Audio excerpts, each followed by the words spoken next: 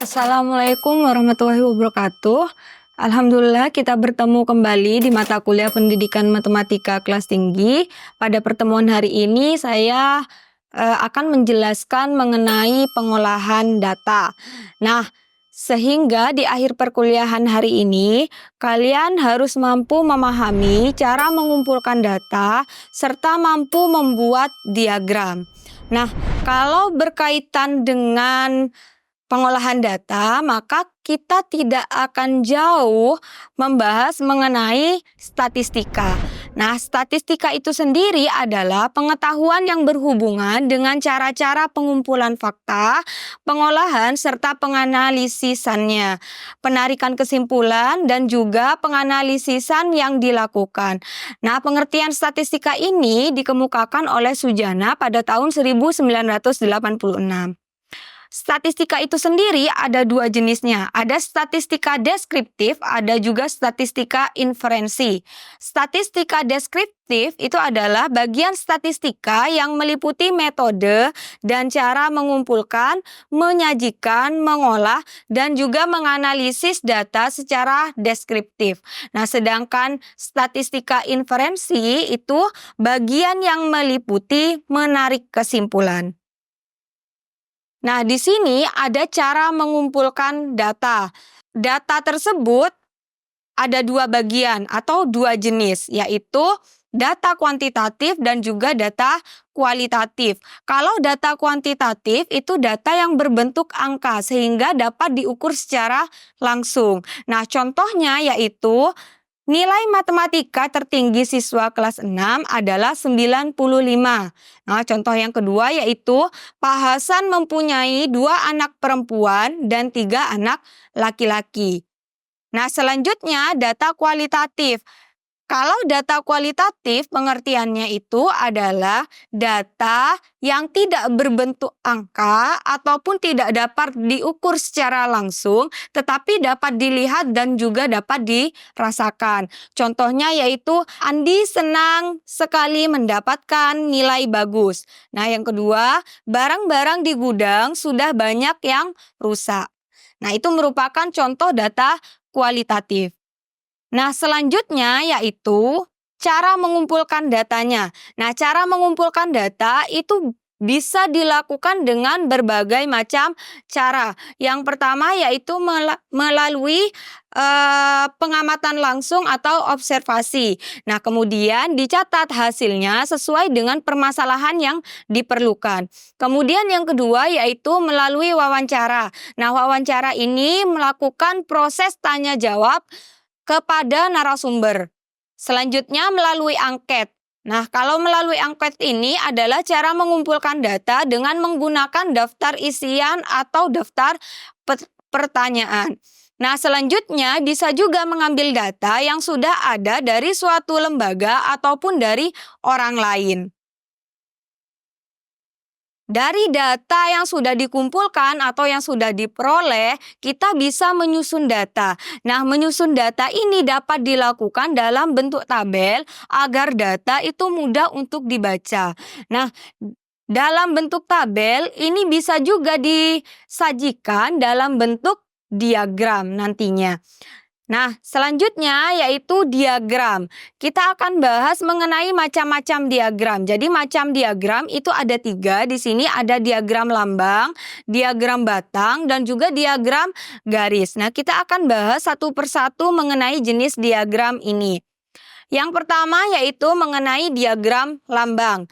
Nah, kalau diagram lambang itu adalah diagram yang digunakan untuk mendapatkan gambaran kasar suatu data dan untuk tingkat SD biasanya digunakan sebagai alat peraga. Jadi, pada diagram lambang ini data digambarkan dengan lambang yang sesuai. Contoh, data tentang bolpen dilambangkan sebagai bolpen. Jadi, gambarnya berupa gambar bolpen. Nah, selanjutnya langkah-langkah dalam menyajikan diagram lambang. Nah, 1, buatlah tabel persegi panjang sesuai dengan jenis data. Yang kedua, tuliskan jenis data pada tabel. Nah, yang ketiga yaitu gambar jenis data pada tabel sesuai dengan jumlahnya. Nah, contoh diagram lambang. Misalkan data buah yang diberikan kepada ayah yaitu apel 4 buah, alpukat 6 buah, dan semangka 2 buah. Nah, caranya yaitu langkah yang pertama yaitu membuat sebuah tabel dan menuliskan jenis kategorinya. Kategorinya ada 3 buah, yaitu apel, alpukat, dan semangka. Nah, karena sudah dibuatkan masing-masing kategorinya, maka kita tinggal menggambarkan atau menuliskan lambangnya sesuai dengan kategori yang sudah ada. Jadi misalkan yang ada pada contoh, apel jumlahnya 4 buah, maka kita bisa menggambarkan lambang apel sebanyak 4 buah apel. Kemudian alpukat sebanyak 6 alpukat, maka gambarnya yaitu atau lambangnya lambang alpukat sebanyak 6. Kemudian yang terakhir ada buah semangka di mana banyaknya yaitu 2 buah, maka kita lambangkan buah semangka sebanyak 2 buah. Nah, itu merupakan contoh dari diagram lambang. Selanjutnya ada diagram batang. Nah, biasanya diagram batang ini merupakan perbaikan dari diagram lambang. Nah, biasanya dengan diagram batang, kesulitan penyajian dalam diagram lambang itu dapat diatasi sehingga diagram lambang dapat memberikan gambaran yang lebih tepat tentang data, seperti itu. Nah, langkah-langkah dalam menyajikan diagram batang yang pertama yaitu buatlah 2 sumbu yang mendatar atau horizontal dan sumbu tegak yaitu vertikal. Biasanya sumbu mendatar digunakan untuk menunjukkan jenis kategori, sedangkan sumbu tegaknya itu digunakan untuk menunjukkan bilangan frekuensinya. Nah, selanjutnya buat batang untuk masing-masing jenis kategori yang disesuaikan dengan kondisi datanya. Artinya, buat beberapa persegi panjang pada masing-masing kategori dengan lebar yang sama, tinggi disesuaikan dengan bilangan frekuensinya, dan jarak setiap batang itu dibuat sama.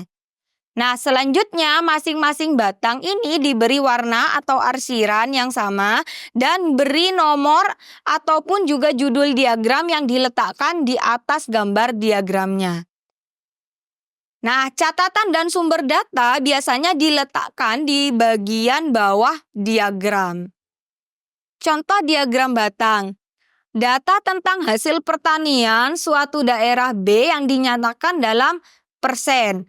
Misalkan ada tabel 2.5 yang membahas berkaitan dengan hasil pertanian daerah B tahun 1996 yang dinyatakan dalam persen. Nah, tabelnya ada jenis dari hasil pertanian dan juga persentasenya, di mana jenis kapuk randu itu memperoleh 1,5%, karet 37,5%, kopra 57%, tembakau 6,5%, dan yang terakhir yaitu lada 4,5%. Nah, di sini sumbernya itu diperoleh dari arsip di KUD Kabupaten 10 tahun 1997. Nah, dari data tabel yang sudah disajikan ini, maka kita bisa membuat sebuah diagram batang. Nah, maka akan tampil seperti diagram gambar yang ada pada sebelah kanan kalian.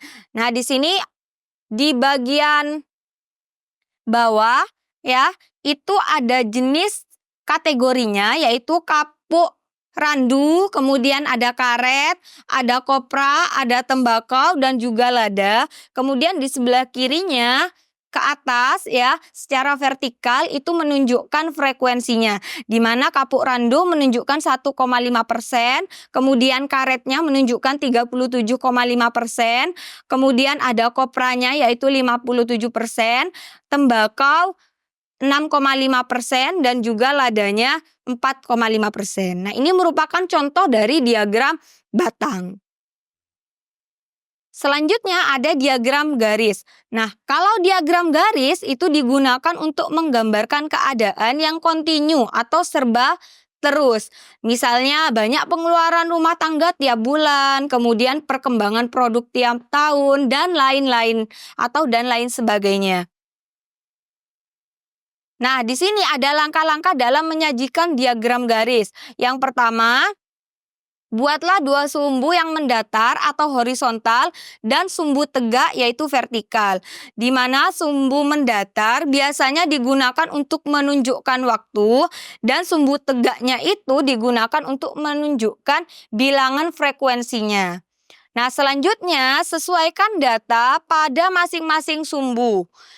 Artinya, dari titik data yang menunjukkan waktu, ditarik garis lurus ke atas sehingga memotong garis mendatar yang ditarik dari titik bilangan frekuensinya. Kemudian, hubungkan titik-titik sehingga terjadi atau tergambar diagram garis yang diminta. Kemudian, memberi nomor diagram dan judul diagram yang letaknya simetris di atas gambar diagramnya. Contoh diagram garis. Data tentang hasil panen padi Pak Agus dalam kurun waktu tahun 1995 yang dinyatakan dalam bentuk kilogram. Nah, di sini ada contoh tabelnya, yaitu tabel 2.4 hasil panen padi Pak Agus dalam kurun waktu 1990 sampai 1995. Nah, tabelnya seperti ini. Jadi, di tahun 1990 hasil panennya itu 7.000, kemudian di tahun 1991 hasil panennya 7.500. Di tahun 1992 hasil panennya 9.500, di tahun 1993 hasil panennya 8.500, dan di tahun 1994 hasil panennya 9.000, dan yang terakhir di tahun 1995 hasil panennya yaitu 8.000. Nah, ada catatan di sini bilangan yang tercantum dalam kilogram, ya, hasil panennya. Kemudian sumbernya arsip di KUD Kabupaten 10 tahun 1997.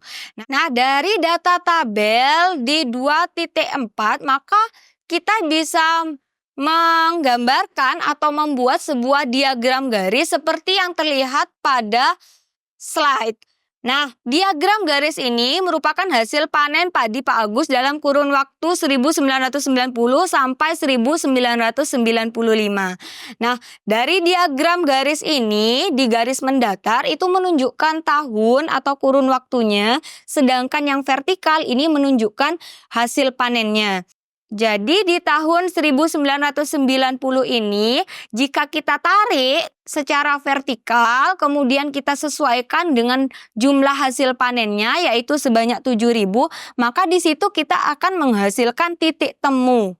Nah, selanjutnya tahun 1991 dan juga seterusnya itu dilakukan hal yang sama sesuai dengan jumlah hasil panen di masing-masing tahun. Nah, dari diagram ini yang sudah digambarkan, maka di bawahnya itu kita cantumkan catatan dan juga sumbernya. Nah, ini merupakan contoh dari diagram garis. Nah, itu dia materi pengolahan data yang dapat saya sampaikan. Saya berharap materi pada pertemuan hari ini bisa dimengerti oleh kalian semua. Selanjutnya, kalian bisa mengakses LMS Dispada Indonesia untuk tugas yang dikerjakan secara individu. Mungkin itu saja yang bisa saya sampaikan. Wassalamualaikum warahmatullahi wabarakatuh.